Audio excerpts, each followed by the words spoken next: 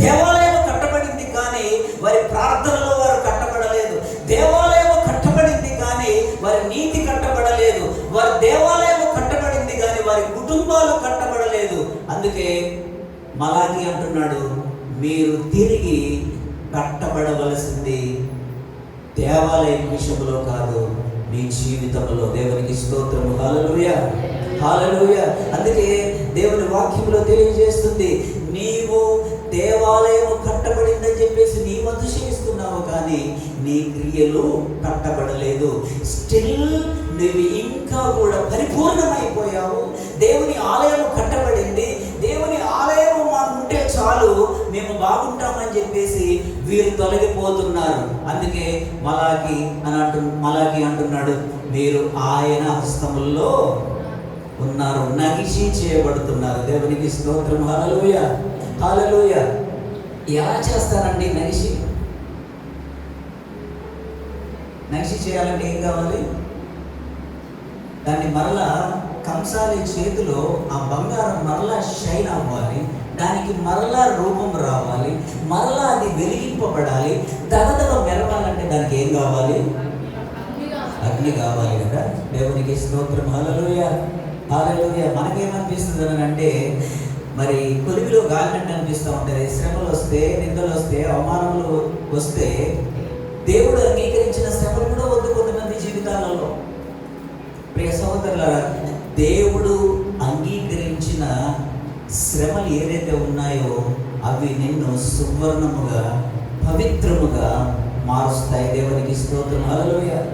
నీ ఆలయం కట్టబడిందని చెప్పేసి నీవు సంతోషిస్తున్నావు. They boast about their temple. But వారి జీవితాలు క్రీస్తు అనే బండ మీద కట్టబడాలి. నీవు ఈ గృహము కట్టుకుంటే నా జీవితము, లేదనంటే ఉద్యోగం వస్తే నా జీవితము, నా పిల్లలకు మంచి వివాహం సంబంధం వస్తే నా బిడ్డల జీవితము కట్టబడుతుంది, వాళ్ళు సెటిల్ అవుతారు, సెట్ అవుతారు. దేవునికి స్తోత్రం. హల్లెలూయా. ప్రియ సహోదరులారా, నీవు నీ కుటుంబము సెట్ అవ్వవలసింది, ఎస్టాబ్లిష్ అవ్వవలసింది మొట్టమొదట ఇహలోక సంబంధమైన వాటి మీద కాదు, ఈవెన్ ఆలయం విషయంలో కూడా కాదు. నీ కుటుంబము కట్టబడాలి క్రీస్తులో. క్రీస్తు అనే బండ మీద కట్టబడాలి. దేవునికి స్తోత్రం. మత్తయి సువార్త 7:24 ఉంది, క్రీస్తు అనే బండ మీద నీ యొక్క కుటుంబము కట్టబడాలి. దేవునికి స్తోత్రం. కాబట్టి ఈయన మాటలు విని వాడు చొప్పున చేయి ప్రతి వాడును బండ మీద తన ఇల్లు కట్టుకొనిన బుద్ధిమంతుని పోలి ఉండును.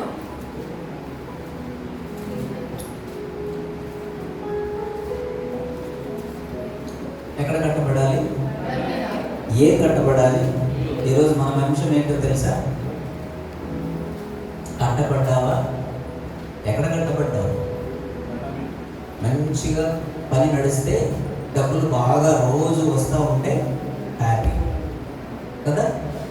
మంచి ఉద్యోగం వస్తే హ్యాపీ, గవర్నమెంట్ జాబ్ వస్తే హ్యాపీ.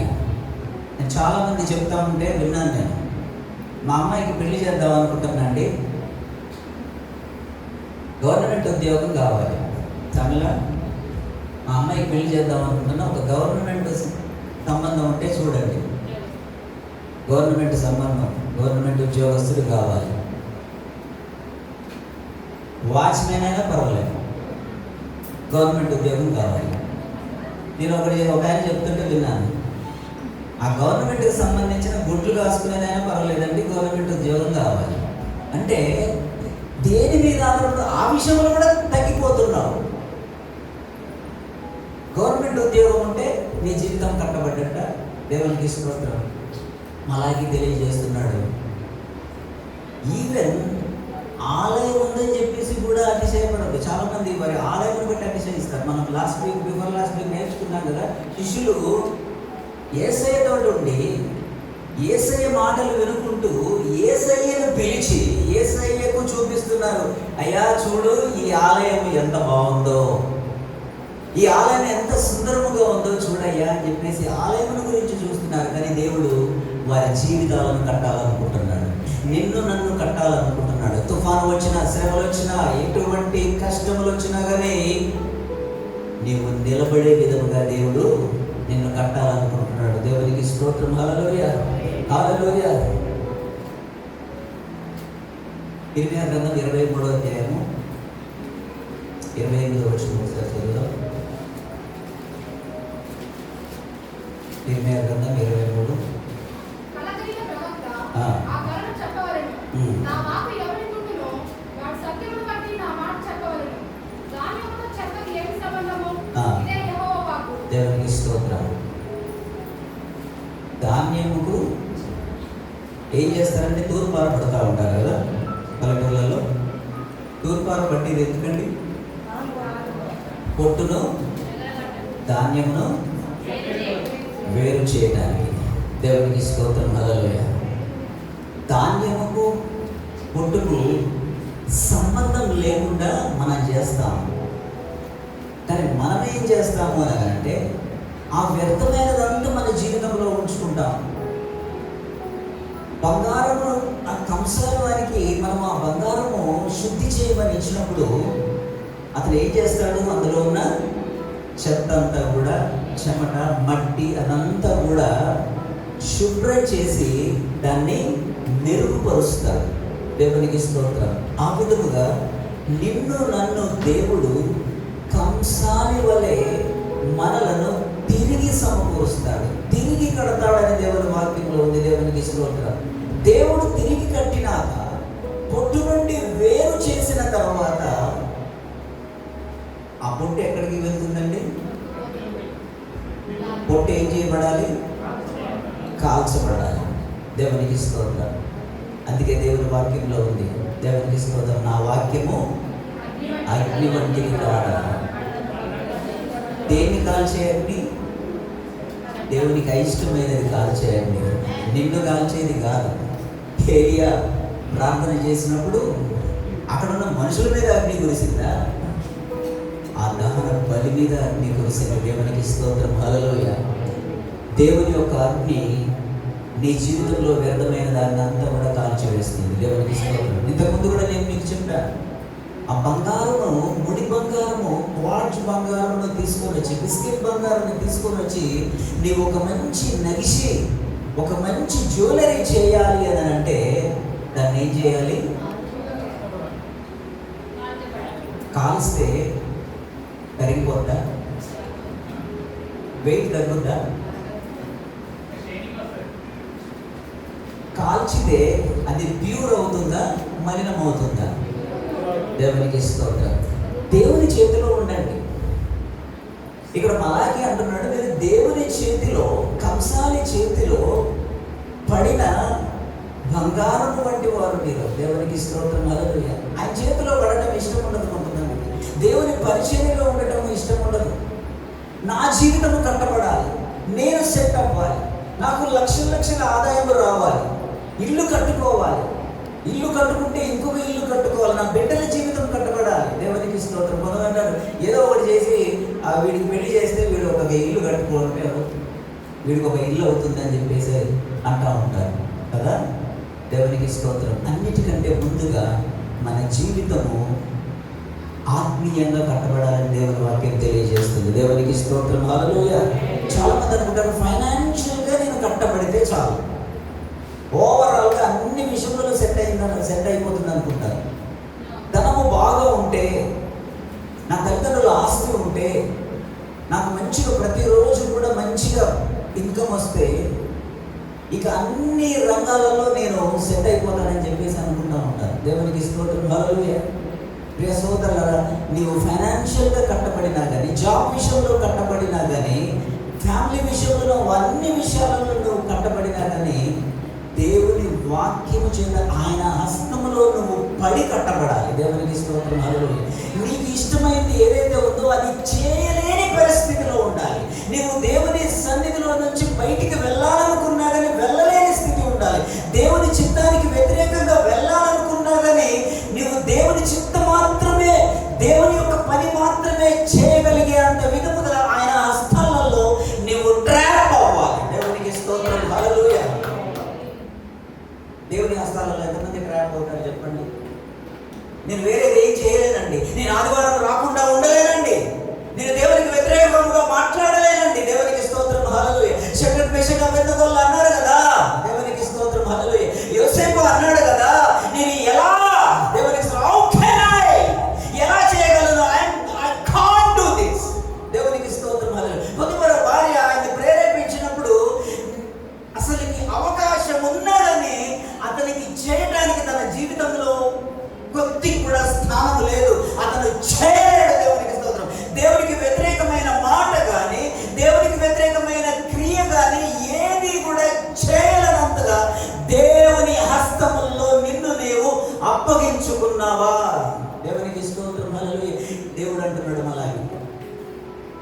ద్వారా మాట్లాడుతున్నాడు.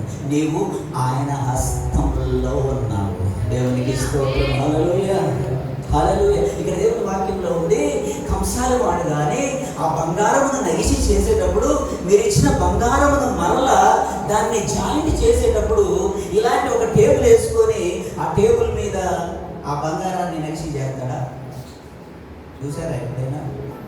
బంగారం వరకు గోల్డ్ స్మిత్ చేసేవాళ్ళు ఒక మంచి స్ప్రింగ్ చైర్ వేసుకొని, ఒక మంచి పెద్ద టేబుల్ వేసుకొని, ఏసీ పెట్టుకొని, ఫ్యాన్ ఒకటి మంచిగా చాలా బాగా గాలి వచ్చే ఫ్యాన్ ఒకటి పెట్టుకొని చేస్తారు. వర్క్ కూర్చొని చేస్తారా, నిలబడి చేస్తారు? దేవునికి స్తోత్రం. నిన్ను దేవుడు ఒక కంసాలి వాడు, ఒక గోల్డ్ స్మిత్ ఏ విధముగా కూర్చొని చాలా జాగ్రత్తగా చూస్తూ దాని వైపే చూస్తూ ఉంటాడు. అవునా కదా? దేవునికి స్తోత్రం. మీరు ఆ గోల్డ్ స్మిత్ చేసే వారి దగ్గరికి వెళ్ళి ఆయన డిస్టర్బ్ చేస్తూ ఉంటే ఆయన కొద్దిసేపు ఇటు కొద్దిసేపు మీతో మాట్లాడి పక్క నవ్వి మళ్ళీ కొద్దిసేపు వర్క్ చేస్తాడు అనుకున్నారా? దేవునికి స్తోత్రం. హల్లెలూయా. ఆ నగకెళ్ళే చూస్తూ ఉంటారు, దాని మీదనే ధ్యాస ఉంటుంది. అది కూడా కింద కూర్చొని. దేవునికి స్తోత్రం. హల్లెలూయా. దేవుడంట ఆయన హస్తముల్లో నిన్ను నీవు పెట్టుకుంటే ఆయన నిన్ను ఆ విధముగా గోల్డ్ స్మిత్ లాగా కూర్చొని చాలా జాగ్రత్తగా నీ జీవితాన్ని ఆయన చెక్కుతాడు. దేవునికి స్తోత్రం. హల్లెలూయా, హల్లెలూయా. దేవుని విషయంలో పిల్లల్ని కట్టండి. పెద్ద అయిన తర్వాత కడదామని అనుకుంటారు. దేవునికి స్తోత్రం. మీ బిడ్డలను దేవుని విషయంలో కట్టాలి. ముందు దేవుని మాటలు మాత్రమే వినబడే విధంగా మీ బిడ్డలను చేయాలి. దేవునికి స్తోత్రం. హల్లెలూయా. ఇక్కడున్న మిమ్మల్ని అడుగుతున్నాను, ఈ ఒక రోజు ఒక ఆదివారం వస్తుంది, ఆశాకును రాజ్ కుమార్కి చర్చికి రావడం కుదరదు. రాజ్ కుమార్కి ఏమో డ్యూటీ ఉంటుంది, ఎవరో ఒకరు రమ్మంటారు ఎలక్ట్రీషియన్ వర్క్ ఉందని చెప్పేసి. అవునా? మీ బిడ్డలు ఏ విధంగా తయారు చేయాలో నేను చెప్తున్నాను. దేవునికి స్తోత్రం. హల్లెలూయా. రాజ్ కుమార్కి అస్సలు ఎట్టి పరిస్థితుల్లో కూడా చర్చికి రావడం కుదరదు. You have to come and complete the work, remaining work అని చెప్పేసి మీ సార్ ఎవరో ఒకరు పిలుస్తారు. ఆశ నువ్వు తప్పకుండా ఈరోజు షాప్కి రావాలమ్మా, ఈ రోజు రాకపోతే నిన్ను పనుల నుంచి తీసేస్తాను అని చెప్పేసి మీ బాస్ చెప్తాడు. అప్పుడు సాత్విక్ ఏం చెప్పాలో తెలుసా? మీరిద్దరూ రాకపోయినా నేను ఏదో ఒక విధంగా నేను చర్చికి వెళ్తాను, నన్ను చర్చి దగ్గర దించేసి మీ డ్యూటీకి మీరు వెళ్ళండి. ఈరోజు నేను అక్కడ ఆరాధన జరుగుతూ ఉంటే నేను ఇంట్లో ఎలా ఉంటాను, నన్ను మీరు తీసుకెళ్ళి చర్చిలో పడేసి మీ పనులు మీరు వెళ్ళిపోండి అనే విధంగా మీ పిల్లల్ని చేస్తున్నారా? అలా కట్టండి. ఎందుకనంటే రాజ్ కుమార్ ఎప్పుడు ఉండడు, ఆశ ఎప్పుడు ఉండదు, నేను ఎప్పుడు ఉండను. కానీ భవిష్యత్తు ఉన్న పిల్లలు మీరున్నా లేకున్నా ఈ భూమి మీద బిడ్డలు దేవునిలో ఉండాలి అని అంటే ఇప్పుడే ఆ విధముగా కట్టండి. అలాగా దేవుని హస్తంలోకి అప్పగించండి. నేను ఆరాధించకుండా ఉండలేను, నేను దేవుని సన్నిధికి వెళ్ళకుండా ఇంట్లో ఉండలేను, నేను దేవుని సువార్త చెప్పకుండా నేను ఉండలేను. How can I? ఏ విధంగా నేను ఉండనయ్యా ఇంట్లో అక్కడ ఆరాధన జరుగుతూ ఉంటే? దేవునికి స్తోత్రం. హల్లెలూయా. ఒక నశించుకోవచ్చున్న ఆత్మ నా పక్కన బస్సులో కూర్చుంటే నేను దేవుని వాక్యము చెప్పకుండా ఎలా ఉండగలను? నన్ను ఏదో ఒకటి ఫోర్స్ చేస్తూ ఉండాలి. దేవునికి స్తోత్రం. హల్లెలూయా. మీకు ఆ విధంగా ఫోర్స్ చేస్తుందా? కొంతమంది అని అంటారు, పక్కన వేరే వాడిని కూర్చొని క్రైస్తవులే కానీ మా బావ వస్తాడు, మా అన్నయ్య వస్తాడు, తమ్ముడు వస్తాడు అని చెప్పి సీటు వాడికి ఇయ్యం. మీరు సీటు కూర్చోడానికి వేరే వాళ్ళని అంగీకరించండి. ఆ రోజు ఒక కొత్త ఆత్మని దేవుడికి మీకు ఇస్తాడు. దేవునికి స్తోత్రం. ఆ విధంగా చేశాడు. ఆ విధంగా మనం కట్టబడాలి. ముందు మనం కట్టబడాలి, తర్వాత ఈ లోకంలో ఇల్లు కట్టుకుందరు కానీ, 2 అంతస్తులు ఇల్లు కట్టుకుందరు కానీ, 2-3 కార్లు కొనుక్కుందరు కానీ, నగలు కొనుక్కుందరు కానీ, అవన్నీ ఇవ్వాలని దేవునికి ముందే తెలుసంట. నువ్వు మాత్రం ఒకటి మిస్ అవుతున్నావు. అందుకే మార్తమ్మతో అంటున్నాడు, అమ్మా యేసయ్యా ఏది జలసి మనిషి, స్వార్థపరుడు ఏం కాదు. దేవుని మాటలు వింటా ఉంది, నాకు కావలసిన చికెన్ బిర్యానీ, నాకు కావలసిన మటను, సేమియాలు ఇవన్నీ చేస్తూ ఉంది అని చెప్పేసి సంతోషపడలే. అవన్నీ తర్వాత అమ్మ అవసరమైంది ఒకటే. దేవునికి స్తోత్రం. హల్లెలూయా. అక్కడ నీవు నాటబడాలి, అక్కడ నీవు కట్టబడాలి. దేవునికి స్తోత్రం. హల్లెలూయా. ఇశ్రాయేలీలంట మా ఆలయము తిరిగి కట్టబడిందని చెప్పేసి బబులోను దేశం నుంచి తిరిగి వచ్చిన తర్వాత యాజకుల మాటలు వినట్లేదంట, దేవుని మాటలు వినట్లేదు, దేవుని మాటలకు లోబడట్లేదు, దేవుని వాక్యం గద్దించినప్పుడు వినట్లేదు, వీరెవ్వరు నా మాట వినట్లేదు అని చెప్పేసి యాజకులు కూడా తప్పిపోయారంట. తప్పిపోలేదా లేదా? యేసుక్రీస్తు వచ్చే వరకు మీరు కర్ణాటక సినిమా చూశారు కదా, ప్రధాన యాజకులు ఎట్లా తయారయ్యారు? వాళ్ళందరినీ తిట్టలేదా యేసయ్య? అంటే యేసయ్య ఆ యొక్క దేవాలయమును చూసుకొని, ఇది మా యొక్క సొలొమోను కట్టించిన దేవాలయము, మరలా తిరిగి మరి కొరేషు రాజు ద్వారా మరలా మేము బంధకముల నుంచి విడిపింపబడిన తర్వాత కట్టబడిన ఈ ఆలయం అని చెప్పేసి, మా ఆలయం కట్టబడితే చాలు, మాకు మంచి ఆలయం ఉంది, సుందరమైన దేవాలయం ఉంది అని చెప్పేసి ఆ కట్టబడిన సుందరమైన దేవాలయం బట్టి అతిశయిస్తున్నారు. కానీ వారి యొక్క జీవితాలు శిథిలమైపోయాయి. ప్రియ సోదరులారా, సిస్టర్, బ్రదర్, ఈ దేవాలయము ఇంకా ఏసీ చేసి ఇంకా మంచి చేసి ఎంత చేసినా కానీ ఇది శిథిలమైపోయేదే. నిత్యము నిలిచేవాడు నీవు, నీ ఆలయం కట్టబడాలి. అందుకే అపోస్తలుడైన పౌలు గారు, మీరు దేవుని ఆలయమనియు. దేవునికి స్తోత్రం. హల్లెలూయా. మీరు కట్టబడుతున్నారా? శిథిలావస్థలో ఉన్నారా? కొద్దిగా శ్రమలు వస్తే కృంగిపోతున్నారంటే శిథిలావస్థలో ఉన్నట్టే అర్థం. ఒక చిన్న మాటకి మీరు కృంగిపోతున్నారంటే శిథిలావస్థలో ఉన్నారనే అర్థం. దేవునికి స్తోత్రం. దేవుని సన్నిధిలో ట్రాప్ అవ్వండి. దేవునికి స్తోత్రం. హల్లెలూయా. ఎంతమంది ట్రాప్ అవుతారు దేవుని సన్నిధిలో? కొంతమంది అంటాం కదా, అబ్బా నేను ఇక్కడ ఇరికిపోయానేంటి, నేను ఇలా ఇరికిపోయానేంటి అని చెప్పేసి ఒక్కోసారి, అబ్బా పాస్టర్ గారు నన్ను వదిలిపెట్టట్లే, పలానా సార్ నన్ను వదిలిపెట్టట్లే, ఈయన చేతులలో పడ్డానేంటి నేను అని చెప్పేసి అనుకుంటాం కదా. యేసయ్య చేతిలో పడండి.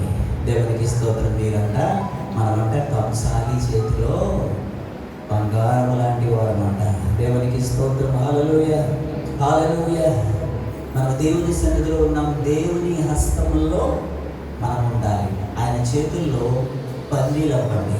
పోయినసారి పాడుకున్నాం కదా, బందీనైపోయాను. మళ్ళొకసారి విందామా? వాక్యం అయిపోయిన తర్వాత దేవునికి స్తోత్రం. ఆయనలో బందీ అవ్వండి. దేవునికి స్తోత్రం. ఎంతమంది బందీ అవుతారు? ఎంతమంది కట్టబడతారు? ఆలయమును బట్టి అతిశయించడం కాదు, మీ జీవితం కట్టబడాలి. ఎలాంటి గాలి వానలు వచ్చినా కానీ మీరు నిలబడాలి. దేవునికి స్తోత్రం. హల్లెలూయా, హల్లెలూయా. మీ ఫ్యామిలీ కట్టబడాలి అని చెప్పేసి మీరు అనుకుంటారు, అన్ని విషయాలలో మీరు కట్టబడాలనుకుంటారు. కానీ మొట్టమొదట మీరు దేవునిలో కట్టబడండి. ఆలయం ఉందని చెప్పేసి, ఆర్థికంగా నేను బాగున్నానని చెప్పేసి, ఓకే అని చెప్పేసి మీరు అతిశయించబడవద్దు. దేవునికి స్తోత్రం.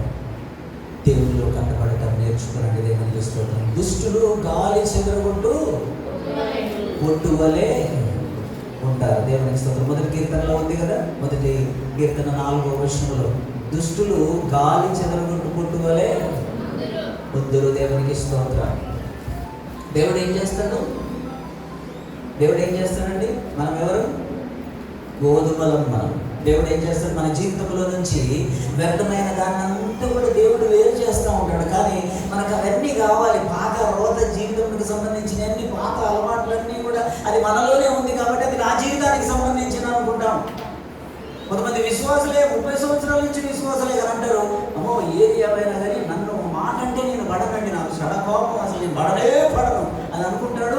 అది నా జీవితానికి సంబంధించింది కదా కోపం అనేది అని చెప్పేసి, అది దేవుడు ఎప్పుడూ పొట్టులాగానే జీవితంలో నుంచి వేరు చేసేసాడు. దేవునికి స్తోత్రం. హల్లెలూయా. సిలువలో చూపించిన ఆయన ప్రేమ నీలో ఫలించాలి. సిలువలో చూపించిన ప్రేమ నీ జీవితంలో కనపడాలి. దేవునికి స్తోత్రం. నిందలన్నీ ఆయన మీద వేస్తున్నారు, ఒక్కొక్కటి మాట్లాడాడా? దేవునికి స్తోత్రం. మనమైతే ఒక చిన్న మాట అంటే వెంటనే దానికి కౌంటర్ వేసేస్తాం.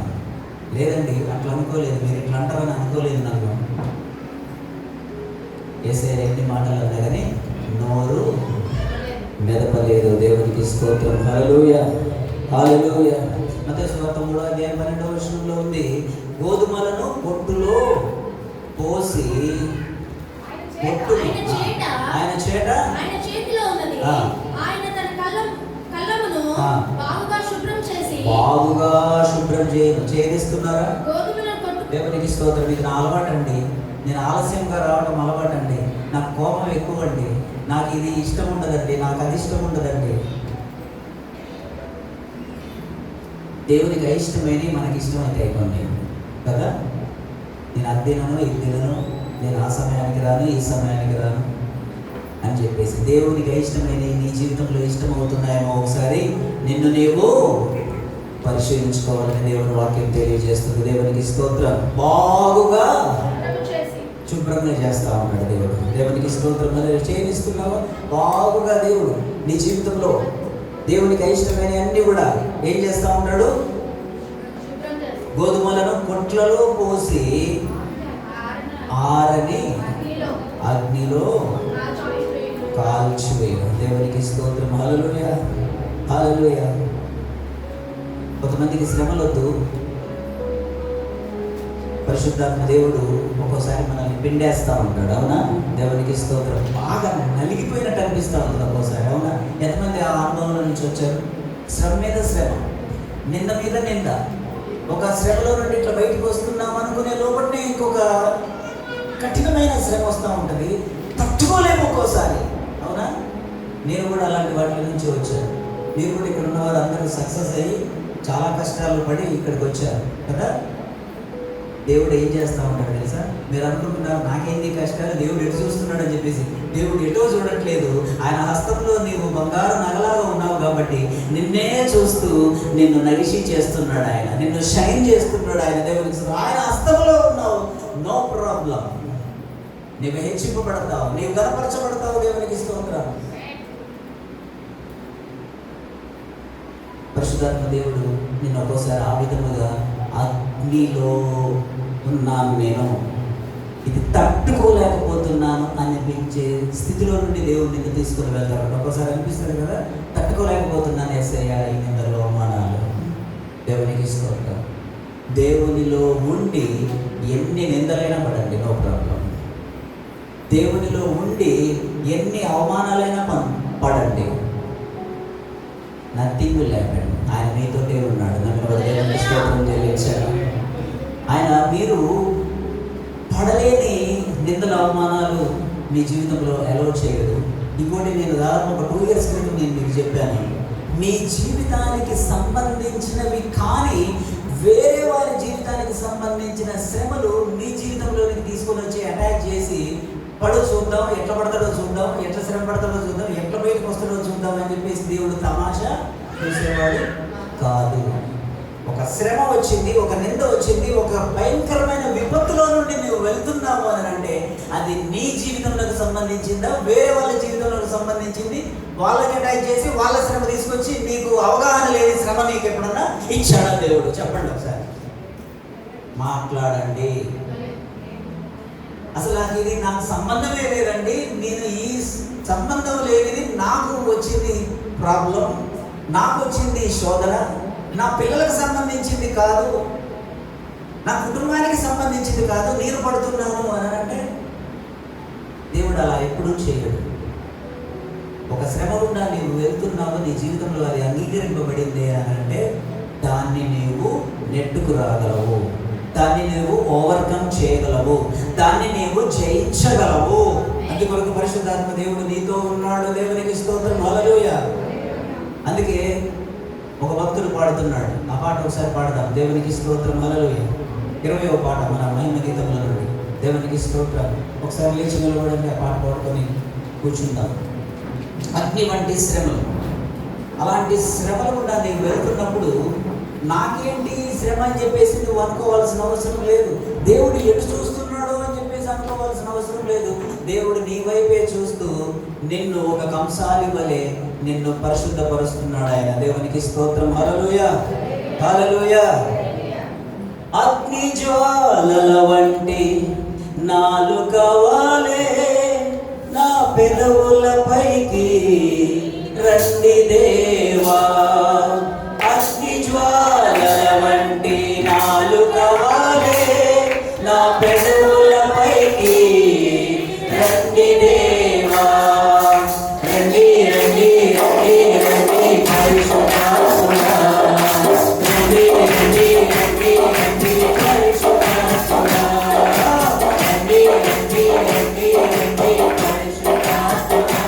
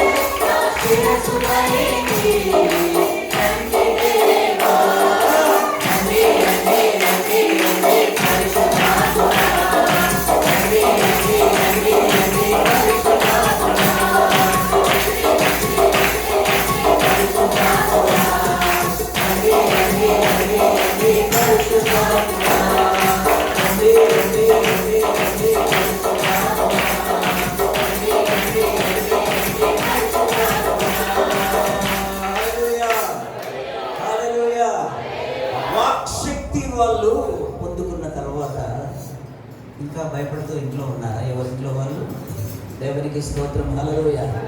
వాక్శక్తి అనుగ్రహించారు. యోదయ సమరయ, దే కాంట్ బి సైలెంట్. దేవునికి స్తోత్రం, హల్లెలూయా. దేవుని చిత్తమును నీవు తెలుసుకున్న తర్వాత, యేసయ్యలో నువ్వు కట్టబడిన తర్వాత, యు కాంట్ బి సైలెంట్. నువ్వు నెమ్మదిగా పోదాములేంటి, ఆదివారం వచ్చింది కదా అని అంటే పరుగులు ఎత్తాలి. నిజముగా దేవుని వాక్యం గురించి ఆశ ఉంటే, యేసయ్య నిన్ను రక్షిస్తే, నరకంలో నుండి రక్షిస్తే, పోదాంలే, ఆరాధన అయిపోయిన తర్వాత పోదాం, కొద్దిగా ఆగిన తర్వాత పోదాం. దేవునికి స్తోత్రం. అవన్నీ ఉండవు, ఇంట్లో ఉండలేవు నీవు. దేవునికి స్తోత్రం, హల్లెలూయా, హల్లెలూయా. ఇంట్లో ఉండబుద్ధి అయిందా? ఆరాధన జరుగుతుంటే ఇంట్లో ఉండబుద్ధి అయిందా? దేవుణ్ణి స్తుతిస్తూ ఉంటే చప్పట్లు పట్టకుండా ఉంటారా? దేవునికి స్తోత్రం, హల్లెలూయా. యోసేపు అంటున్నాడు, ఇంత గొప్ప దుష్కార్యము, హల్లెలూయా, నా వల్ల కాదు, అసలు కుదరదు, అసలు నా జీవితానికి దానికి సంబంధమే లేదు. సంబంధం లేనప్పుడు నేను ఎలా చేస్తాను? How can I? అందరు చెప్పండి, హౌ కెన్ ఐ? నేను ఎలా చేస్తానండి? కొంతమంది అంటారు కదా, ఎవరన్నా మీకు సంబంధించింది కాకుండా మీరు చేయమంటే నాకు ఎందుకు చెప్తున్నామండి అని అంటారో లేదు. నాకేం సంబంధం కదా? ఆ విషయంలో లేదు అంటాం, కానీ దేవుని విషయంలో సంబంధం ఉండి ఆయన నిన్ను రక్షించుకుని నీ కుటుంబాన్ని జిగడగల దొంగ ఊబిలో నుండి లేపి నిలవబెట్టి క్రీస్తుని బండ మీద నిలవబెడితే దేవుని సన్నిధికి రావడానికి నాకేం సంబంధం అన్నట్టే మనం ఆలస్యంగా వస్తూ ఉంటాం. కూర్చోండి. దేవునికి స్తోత్రం.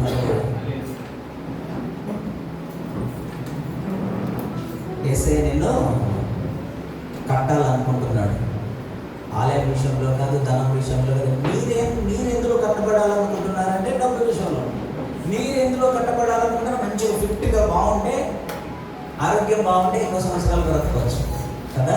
దేవునికి స్తోత్రం. చాలామంది ఎక్కువ సంవత్సరాలు బతకాలని అది ఎవరికన్నా ఉండదు. నాకు ఎక్కువ సంవత్సరాలు బతకాలని లేదండి, తొందరగా చచ్చిపోవాలని ఉందని. ఎవరికైనా ఉందా? లేదు, అందరికీ మంచిగా ఎక్కువ సంవత్సరాలు బతుకుంటారు కదా. బంగారమా? నాకు బంగారం అంటే ఏమి ఇష్టం ఉండదండి. మొన్న ఈ మధ్యలో వైర్ సెంటర్లో బంగారం ఒక పెద్ద మంచిగా బ్రాస్లెట్ కనపడితే ఇట్లా కాలుతో నెట్టేసి మురికాలలో పడేసానండి. ఎవరైనా పడేస్తారా? ఇంకా చాలా ఇష్టం. డబ్బులు అంటే కూడా చాలా ఇష్టం. అన్నీ అంటే ఇష్టం. దేవునికి స్తోత్రం, హల్లెలూయా. వాటన్నిటికంటే వాక్యం ఇష్టపడండి, వాక్యంలో కట్టబడండి. మలాకి అదే అంటున్నాడు. అయ్యా, ఆలయం కట్టబడింది అని చెప్పేసి మీరు అతిశయపడుతున్నారు. మీరు కట్టబడవలసింది ఆలయం విషయంలో కాదు, దేవుని మాటలు. తొలగిపోకండి, శిథిలమైపోకండి అని చెప్పేసి తెలియజేస్తున్నాడు. దేవునికి స్తోత్రం, హల్లెలూయా, హల్లెలూయా. వాడున్నాడు పరిశుద్ధ గ్రంథంలో. యేసయ్య పరిశుద్ధ గ్రంథంలో అందరికంటే, నేను మిమ్మల్ని అడుగుతున్నాను, పరిశుద్ధ గ్రంథంలో అందరికంటే బాగా ధనవంతుడు రిచ్ మ్యాన్ ఎవరు చెప్పండి? ఇంకా యేసయ్య చెప్పిన వాళ్ళలో బాగా గమనించండి. పాత నిబంధన గ్రంథంలో అబ్రహాము చాలా ధనవంతుడు, యోబు చాలా ధనవంతుడు. అంతగా ఫైనాన్షియల్గా, ఆర్థిక పరంగా మంచిగా కట్టబడి ఉన్నా కానీ దేవుని విషయంలో వచ్చేసరికి కొంచెం తక్కువ. ఎందుకంటే ఆ ధనాన్ని చూసుకొని ఆ బిజీలో ఉండి నాకు ఇంత ఆస్తి ఉందని చెప్పేసి దేవుని విషయంలో కొంచెం దేవునికి ప్రయారిటీ ఏమన్నా ఒక 1% తక్కువ ఇచ్చారా? దేవునికి స్తోత్రం, హల్లెలూయా. త్రాసులో వేసి చూస్తే ఇంక కొంచెం ఇక్కడ ఎక్కువే ఉన్నాడు. దేవునికి స్తోత్రం. దేవునిలో ఇంకా కొంచెం ఎక్కువగా ఉన్నాడు. ఉండాలా వద్దా మరి? దేవునికి స్తోత్రం. ఎందుకంటే నువ్వు ఎంత ఫైనాన్షియల్గా బాగా సెట్ అయ్యి మంచిగా స్ట్రాంగ్గా దిట్టంగా ఉన్నా కానీ అది ఏం కనపడదు తర్వాత. దేవునికి స్తోత్రం, హల్లెలూయా. పాత గ్రంథంలో మనం ఎంతోమందిని చూస్తున్నాం. ఆ ధనవంతులందరూ కూడా దేవునిలో ఉండి ధనవంతులయ్యి ఇటు ఇహలోక సంబంధంగా కట్టబడ్డారు, ఇటు ఆత్మీయంగా కూడా కట్టబడే ఉన్నారు, స్ట్రాంగ్గా ఉన్నారు. దేవునికి స్తోత్రం. కానీ ఒకడున్నాడు. ఎవరు? లోకాసువార్త 16వ అధ్యాయంలో ఉన్నాడు ఒక ధనవంతుడు. దేవునికి స్తోత్రం.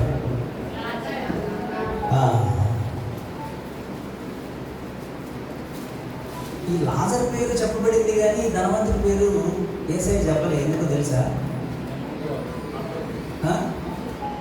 లాజరు గారు,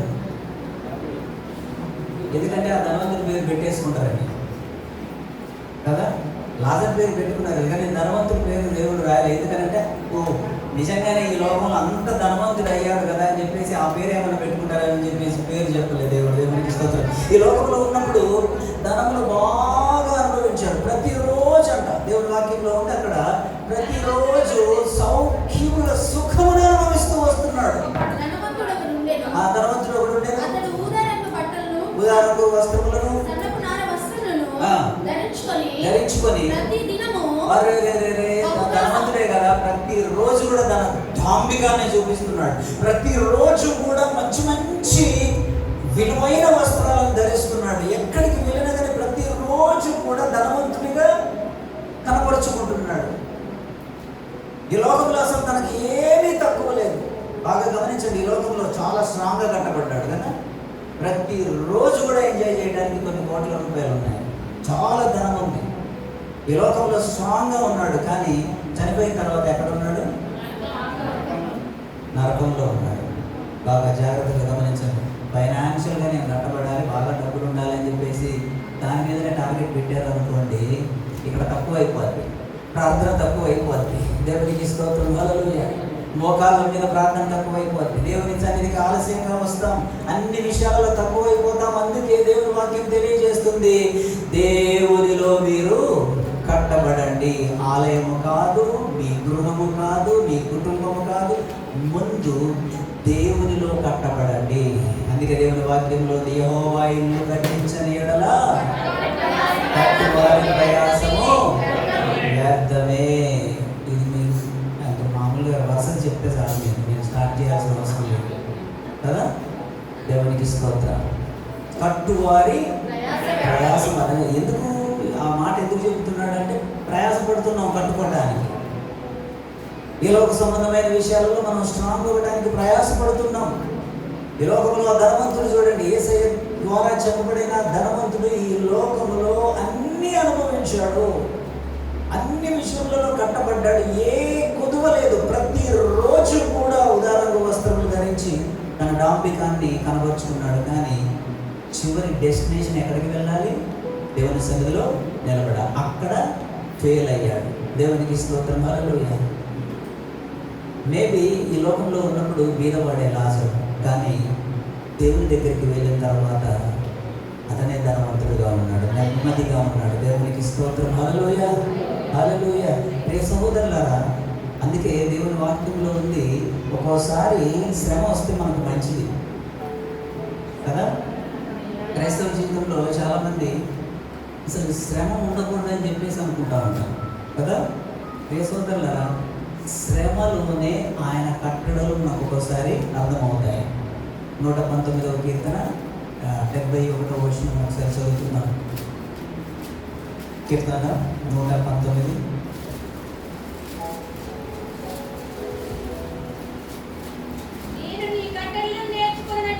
నేను ఎవరి కట్టడలు? నా కట్టడలా? మీ కట్టడలా? మీ భర్తయ్య? కొంతమంది భర్త మాట జవదాడు, కొంతమంది భార్య మాట జవదాడు, కొంతమంది తండ్రి మాట జవదాడు. ఎవరి కట్టడలు కావాలి మనకి? దేవునికి స్తోత్రం. హల్లెలూయా. కుటుంబాన్ని ఎవరు నడిపించాలి? ఎవరు కుటుంబానికి నాయకుడు? కొంతమంది నా మాటే వినాలి కదా. ఎవరి కట్టడలు? మనం అందరం ఎవరి కట్టడలను అనుసరించాలి? దేవునికి స్తోత్రం. హల్లెలూయా. చదవండి. నీ కట్టడలను నేర్చుకున్నట్లు శ్రమ నొంది ఉండుట నాకు మేలాయను. దేవునికి స్తోత్రం. హల్లెలూయా. మన ఆత్మీయ జీవితంలో మనం కట్టబడటానికి, మనం ముందుకు వెళ్ళడానికి పరలోకం నుండి ఆత్మీయంగా కొన్ని మనకు సంకేతాలు వస్తూ ఉంటాయి, మనకు కొన్ని ఇండికేషన్స్ వస్తూ ఉంటాయి. వాటిని మనం అర్థం చేసుకోము. మనం దానికి వ్యతిరేకంగానే వెళ్తూ ఉంటాం. దేవునికి స్తోత్రం. హల్లెలూయా. యోనాకి ఎన్ని ఇండికేషన్స్ వస్తున్నాయి, అయినా కానీ ఏం చేస్తున్నాడు? దానికి వ్యతిరేకంగానే వెళ్తున్నాడు. ప్రియ సోదరులారా, దేవుని చిత్తమునకు నీవు వ్యతిరేకముగా ఆలోచించడం నీ జీవితంలో ప్రారంభమైన దగ్గర నుంచి వ్యతిరేకత వస్తూ ఉంటుంది. దాన్ని నువ్వు అర్థం చేసుకోకుండా ఇంకా మనం ముందుకు వెళ్తూనే ఉంటాం, ఇంకా ఎదురు పోరాడుతూనే ఉంటాం. దేవునికి స్తోత్రం. ప్రియ సోదరులారా, దయచేసి దేవుని చిత్తమునకు వ్యతిరేకంగా వెళ్తున్నప్పుడు, వెళ్ళాలని ఎప్పుడైతే నువ్వు డిసిషన్ తీసుకున్నావో, పరలోకము నుండి, సంఘము నుండి, నీ కుటుంబం నుండి కొన్ని సంకేతాలు వస్తూ ఉంటాయి. But we don't understand. మనం దాన్ని అర్థం చేసుకోము, దానికి ఇంకా వ్యతిరేకంగానే వెళ్తూ ఉంటాం. దేవుడు నా జీవితంలో ఎందుకు చేయట్లేదు, దేవుడు నా జీవితంలోనే ఎందుకు ఇవి అంగీకరించాడని చెప్పేసి మనం ముందుకు వెళ్తూ ఉంటాం, ఇంకా ముందుకు వెళ్తూనే ఉంటాం. దేవునికి స్తోత్రం. యోనా ఏం చేశాడు? ఆ యొక్క లోయర్ డెక్లోనికి వెళ్ళి ఏం చేస్తున్నాడు? దేవుని చిత్తానికి వ్యతిరేకంగా వెళ్తూ ఎట్లా జరుగుతుందో చూద్దాం. ఏది ఏమైనా కానీ దేవుని చిత్తానికి వ్యతిరేకంగా వెళ్తున్నాను కదా, కొంచెం ఇగ్నోర్ చేసి నేనుంటే ఏం జరుగుతుందో చూద్దాం అని చెప్పేసి ఆ డెక్లో వెళ్ళి, లోయర్ డెక్లో వెళ్ళి నిద్రపోతున్నాడు. దేవునికి స్తోత్రం. కొన్ని సంకేతాలు వస్తున్నాయి, లేవాలా వద్దా? ప్రియ సోదరులు, నీ జీవితంలో, నా జీవితంలో కూడా దేవుని విషయంలో నీవు ఇంకా కట్టబడకపోతే కొన్ని సంకేతాలు వస్తూ ఉంటాయి, ఊగిసలాడుతూ ఉంటుంది నీ జీవితం. దాన్ని నువ్వు అర్థం చేసుకుంటా ఇంకా ముందుకు వెళ్తే పూర్తిగా డిస్ట్రక్షన్లోనికి వెళ్తావు. దేవునికి స్తోత్రం. హల్లెలూయా, హల్లెలూయా. ఒక చిన్న ఎగ్జాంపుల్ నేను మీకు చెప్తాను. దేవుని చిత్తానికి వ్యతిరేకముగా వెళ్తున్నప్పుడు నీకు కొన్ని సంకేతాలు వస్తూ ఉంటాయి, కొన్ని ఇండికేషన్స్, కొన్ని హెచ్చరికలు వస్తూ ఉంటాయి మీకు. అవునా కాదా? మన జీవితంలో కూడా దేవునికి స్తోత్రం. మనం రాంగ్ రూట్లో వెళ్తున్నప్పుడు విజిల్ వస్తూ ఉంటుంది, కానిస్టేబుల్, ట్రాఫిక్ కానిస్టేబుల్. అవునా? మనం రాంగ్ రూట్లో వెళ్తున్నప్పుడు దేవుడి వాక్యం మనల్ని హెచ్చరిస్తూ ఉంటుంది, చిన్న చిన్న లక్షణాలు మనలో చూపిస్తూ ఉంటాయి. దేవునికి స్తోత్రం. మనం ఆరోగ్యాన్ని పట్టించుకోకుండా ఉంటే కొన్ని రోజుల తర్వాత మన బాడీ కొన్ని సంకేతాలు ఇస్తూ ఉంటుంది. నేను ఇందాక చెప్పాను కదా, ఐరన్ తక్కువ అయిపోయినప్పుడు లేదా కాల్షియం తక్కువ అయిపోయినప్పుడు, ఐరన్ తక్కువ అయిపోయినప్పుడేమో మట్టిపెట్ట తినాలనిపిస్తూ ఉంటుంది, కాల్షియం తక్కువ అయిపోయినప్పుడు హిమోగ్లోబిన్ తక్కువ అయిపోయినప్పుడు ఏమనిపిస్తూ ఉంటుంది తెలుసా? ఆగా నిద్రపోవాలనిపిస్తూ ఉంటుంది. మీరు అనుకుంటారు మంచిగా నిద్ర పడుతుందని అనుకుంటున్నారు, కానీ కోమలోకి వెళ్ళిపోతారు. దేవునికి స్తోత్రం. మన ఇండికేషన్ ఇస్తూ ఉంటుంది. కొన్ని బ్లడ్ తక్కువైపోయినప్పుడు మన శరీరంలో తెలిసిపోతూ ఉంటుంది.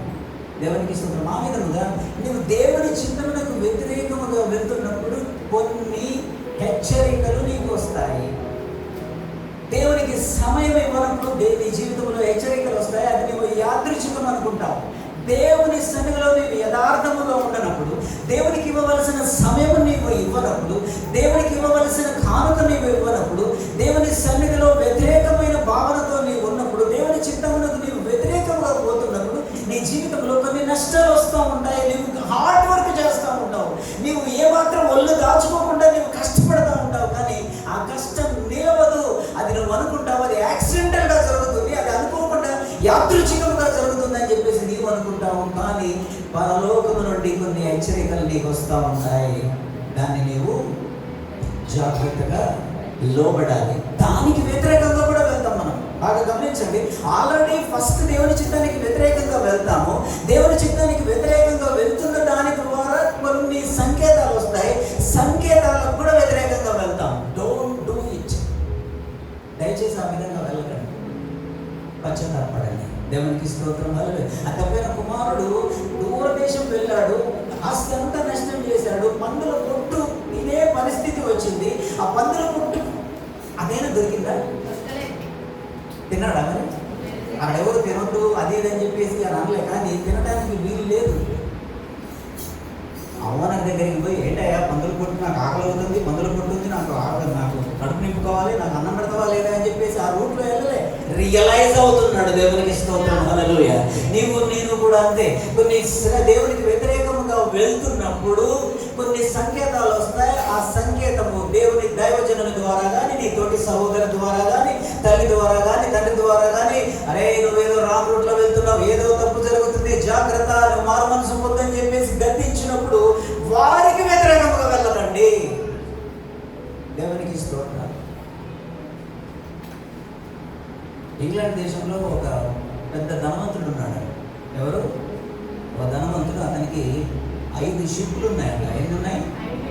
5 షిప్పులు. అతనికి ప్రతి నెల $45,000 ఆదాయం వస్తుంది. ఎంత? $45,000. అందులో నుండి దేవుని సన్నిధికి ఇంత అని ఇవ్వాలి, దశంభాగం. ఈసారి ఇంత దశంభాగం ఎందుకు ఇద్దాం అయ్యగారికి అని చెప్పేసి దశంభాగం ఇచ్చే దాంట్లో 3 భాగాలు తగ్గించి $7,000 చెక్కు తీసి అయ్యగారికి ఇట్లా ఇచ్చి, అయ్యగారు ప్రార్థన చేయండి అని అన్నాడంట. ఎంతైతే వచ్చిందో అంత కాకుండా దాంట్లో కట్ చేశాను అనమాట. దేవునికి ఇచ్చేది కట్ చేసి ఆదాయం వస్తుంది. దేవుడు దీవించాడు, ఆశీర్వదించాడు. ఈ తక్కువ చెక్కు తీసుకొని పాస్టర్ గారికి ఇచ్చి, అయ్యా ఈ చెక్కు గురించి ప్రార్థన చేయండి, ఇది తీసుకోండి దేవుని పని కొరకు అని పాస్టర్ గారు ప్రార్థన చేయబోతుంటే అతనికి ఫోన్ వచ్చింది. ఏమని? అయ్యా, వన్ ఆఫ్ ద షిప్ నీకు సంబంధించింది కార్గో షిప్, మనుషులది కాదు. కార్గో షిప్ అని అంటే మనుషులు ప్రయాణం దానికన్నా ఎక్కువ ఇన్కమ్.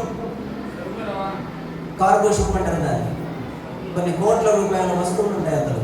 నీ కార్గో షిప్ మునిగిపోయింది అని చెప్పేసి అతనికి ఫోన్ వచ్చింది. ఫోన్ రాగానే పాస్టర్ గారికి చెప్పాడు. పాస్టర్ గారు, ఇప్పుడే నాకు ఒక వార్త అందింది, నా షిప్ మునిగిపోయిందంట, దాదాపు 200 కోట్ల రూపాయల ఆస్తి నష్టమైంది, ఒకసారి ఆ చెక్ మళ్ళీ నాకు రిటర్న్ ఇస్తారా అని అనుకుంటే అని అన్నాడంట.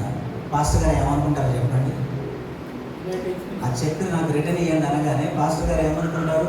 అయ్యో ఆల్రెడీ నష్టం వచ్చింది కదా, ఆ నష్టంతో పాటు ఈ $7,000 పాస్టర్ గారికి ఎందుకు అని చెప్పేసి రిటర్న్ తీసుకుంటున్నాడేమో అని చెప్పేసి పాస్టర్ గారు అనుకున్నారు. కానీ అతను ఏం చేశాడో తెలుసా? అయ్యా, ఆ చెక్ $7,000 చెక్ నాకు రిటర్న్ ఇవ్వండి, దేవుడు నాకు ఇప్పుడే గద్దిస్తున్నాడు, నన్ను క్షమించండి అని చెప్పేసి ఆ చెక్ తీసుకొని బ్యాగ్లో పెట్టుకొని $45,000 చెక్ తీసి పాస్టర్ గారికి ఇచ్చారు. సంగీతాన్ని ఎవ్వరు కూడా మిమ్మల్ని ఫోర్స్ చేయరు. పరలోకము నుండి, దేవుని వాక్యము నుండి మీకు వచ్చే హెచ్చరికలు మీ అంతటా మీరే వాటిని తీసుకోవాలి. మీ జీవితంలోనికి, మీ గుండెల్లోనికి తీసుకోవాలి. పాస్టర్ గారు వచ్చి అమ్మా నువ్వు ఏ విధంగా చెయ్యి, అమ్మా నువ్వు ఏ విధంగా దశంభాగం వేయవు, అమ్మా నువ్వు ఏ విధంగా ప్రార్థన చెయ్యి, నువ్వు ఏ విధంగా దేవుని సన్నిధికి రా, నువ్వు దేవుని సన్నిధిలో పశ్చాత్తాపడని చెప్పేసి ఒక్కోసారి దైవజనుడు చెప్పడు. పరలోకం నుండి కొన్ని సంకేతాలు వస్తాయి. ఎవ్వరు కూడా నిన్ను ఫోర్స్ చేయరు, బలవంతం చేయరు. కానీ నీవు దాన్ని చేయడానికి నీ అంతట నీవు ఫోర్స్ తెచ్చుకోవాలి. నీ అంతట నీవు దాన్ని ఇష్టపడి చేయాలి. దేవునికి స్తోత్రం, హల్లెలూయా. నీ అంతట నీవు కట్టబడాలి. ఒక్కోసారి ఎవరు కూడా ఫోర్స్ చేయరు. దేవుని వాక్యం చెప్పేసి నేను అయిపోతాను నా పని, దేవునిలో ముందుకు సాగాలని చెప్పేసి ఫోర్స్ ఉండవలసింది నీకు. దేవునికి స్తోత్రం. బలవంతం చేయాలి. దేవుని ఆత్మ నీలో ఉన్న ఆత్మ దేవుని సన్నిధికి వెళ్ళడానికి, ఆయన చిత్త ప్రకారం జీవించడానికి, ఆయన ఆరాధించడానికి, స్తుతించడానికి, ఆయనకు సమయం ఇవ్వడానికి, పరిచయం చేయడానికి నీవు you must take press your self. నిన్ను నీవు బలవంతం చేసుకో దేవుని పనిలో. ఆమేన్. దేవునికి స్తోత్రం. ఎంతమంది చేస్తారు ఆ విధంగా? హలో, అలా చేస్తే దేవునికి స్తోత్రం, హల్లెలూయా. ఏమైందో తెలుసా? అలా చేస్తే మలాకి గ్రంథం 2వ అధ్యాయం 1వ వచనం ఒకసారి చదువుతున్నారు. అదే మలాకి గ్రంథం 2వ అధ్యాయం 1వ వచనం. కావున ఈ ఆజ్ఞ మీకు ఇయ్యబడి ఉన్నది. సైన్యములకు అధిపతియగు యెహోవా సెలవిచ్చినదేమనగా, మీరు ఈ ఆజ్ఞలను ఆలకింపకయు నా నామమును ఘనపరచునట్లు. 2:1 మలాకి 2:1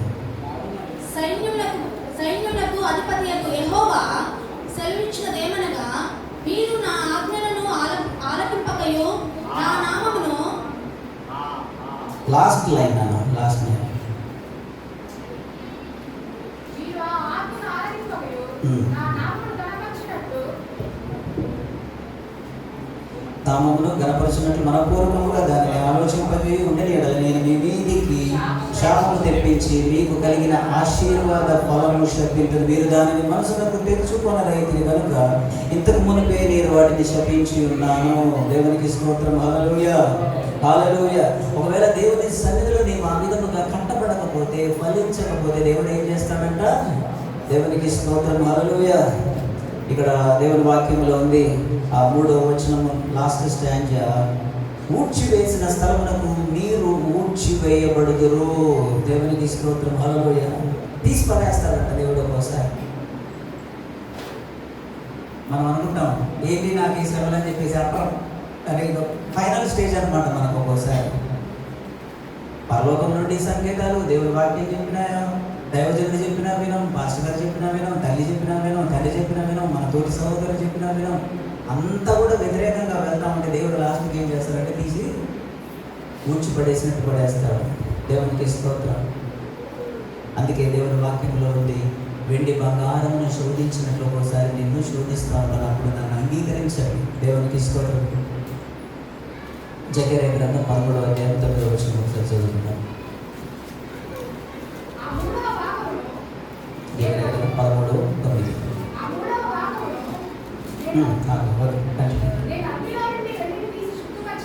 అగ్నిలో నుండి వెండిని తీసి శుద్ధిపరచినట్లు బంగారమును శోధించినట్లు వారిని శోధింతును.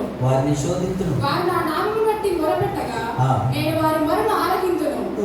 వీరు నా జనులని నేను చెప్పుదును, యెహోవా మా దేవుడని వారు చెప్పుదురు.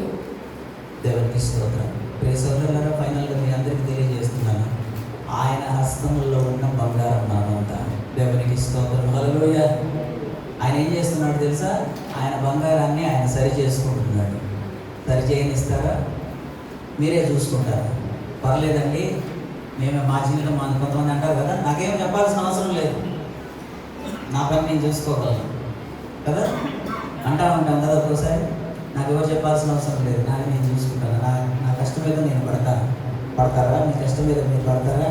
దేవునికి స్తోత్రం, హల్లెలూయా. ప్రయాసపడి వారు మోసుకొనిచున్న సమస్త జనులారా నా యొద్దకు తిరిగి రండి, నేను మీకు విశ్రాంతి కలుగజేస్తానంటే, నా కష్టం నేను పడతానంటే ఎట్లా? ఆయన కోరుకున్నాడు. ఆయన చేతిలో మన బంగారం ఆయన సరి చేసుకుంటున్నాడు. సరి చేయనివ్వండి. దేవునికి స్తోత్రం. హల్లెలూయా. దేవునికి స్తోత్రం. యోబు కూడా అలా అనుకోలేదు. దేవునికి స్తోత్రం. శ్రమలన్నింటిలో కూడా నాకేంటి శ్రమ అని చెప్పేసి ఎప్పుడూ అనుకోలేదు. ఆయన సంకేతాలన్నింటినీ కూడా అంగీకరించాడు నీ జీవితంలో కూడా. దేవునికి స్తోత్రం. హల్లెలూయా. ప్రియ సోదరులారా, ఆ గోల్డ్ స్మిత్ దగ్గర ఒక సుత్తి ఉంటుంది, చూసారా ఎప్పుడైనా? బంగారం పని చేసే వాళ్ళ దగ్గర ఒక సుత్తి ఉంటుంది.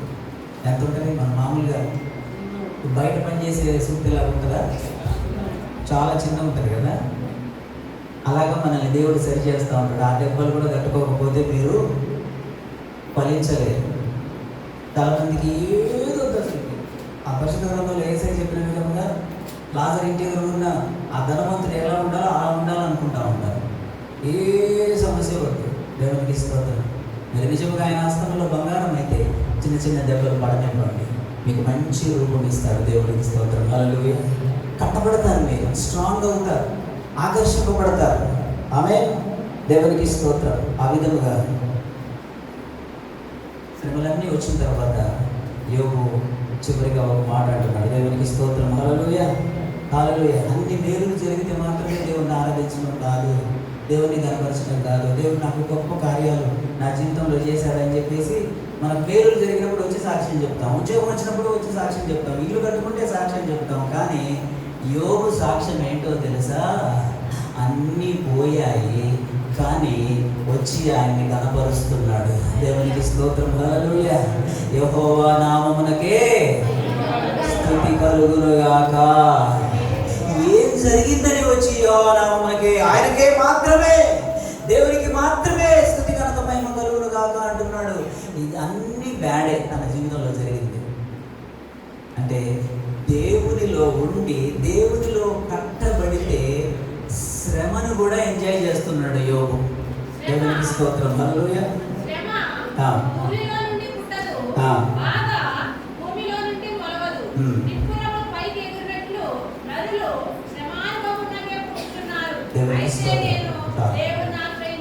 Hallelujah. How many are wanted to enjoy the crisis in Jesus?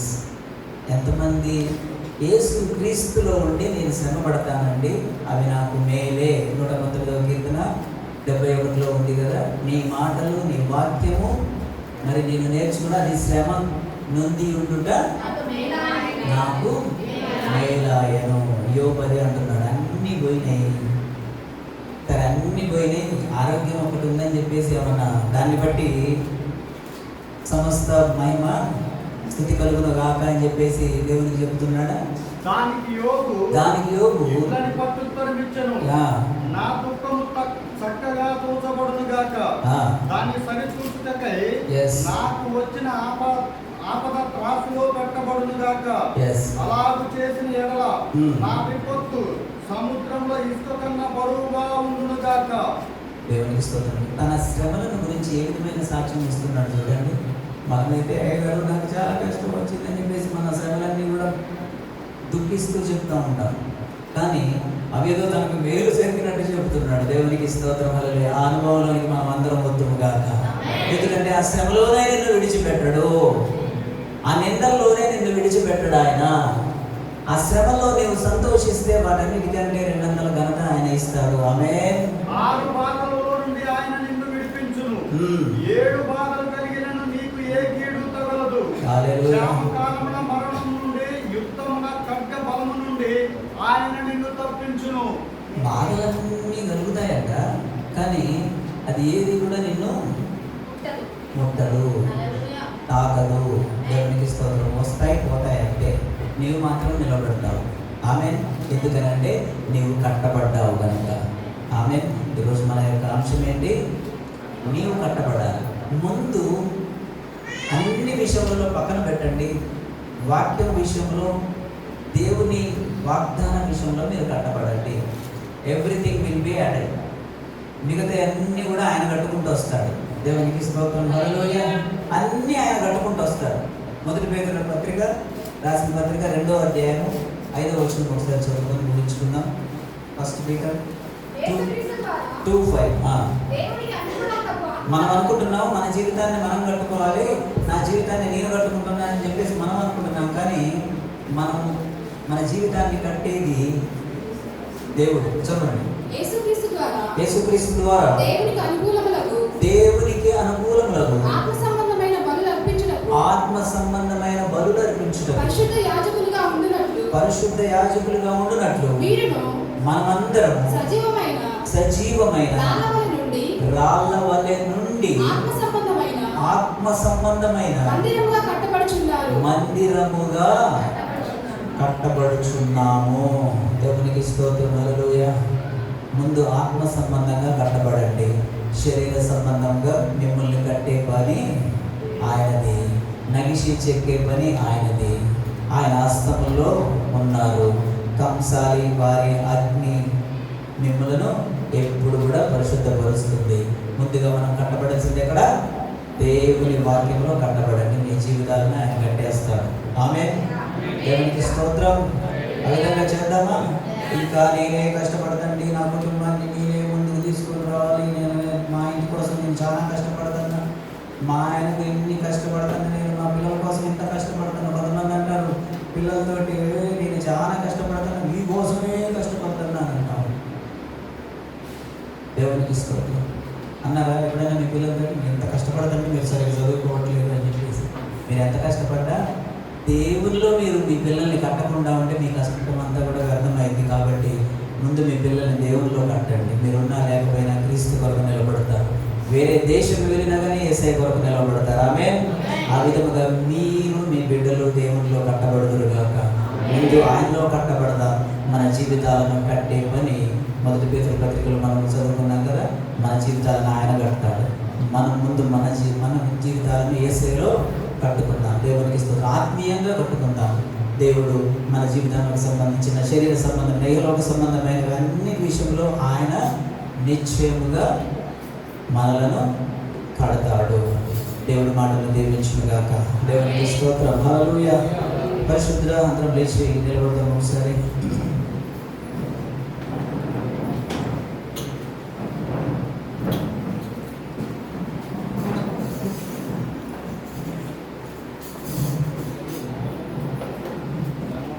చిన్నలం పెద్దలం మనందరం కూడా ముందు